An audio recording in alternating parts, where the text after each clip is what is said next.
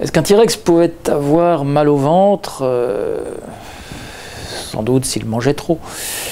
Il pouvait peut-être aussi être dépressif, mais pour une maladie comme pour l'autre, on n'en a évidemment aucune preuve.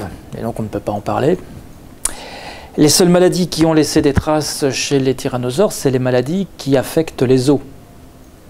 Donc, si une maladie laissait des traces sur les os, on peut identifier ces traces et déterminer que le T-Rex souffrait de cela. Alors on sait par exemple que certains tyrannosaures semblaient souffrir un peu d'arthrose. Il y a des cales osseuses sur certains os qui semblent correspondre à des rhumatismes doivent être un petit peu douloureux.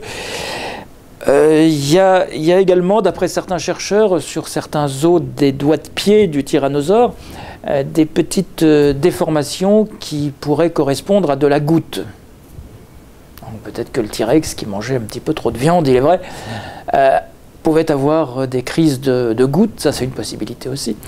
Et après, la principale paléopathologie, disons, qu'on observe sur les squelettes de tyrannosaures, c'est des traces de fractures ressoudées.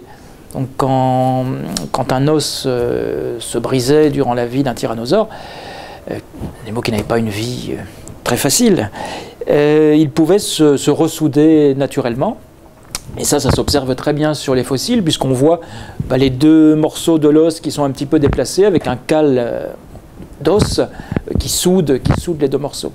Et chez les tyrannosaures, on observe de nombreuses fractures comme ça, des fractures des côtes, des fractures du péroné aussi, qui témoignent d'une vie qui devait être assez violente quand même. On peut supposer que certains des tricératops devaient se débattre.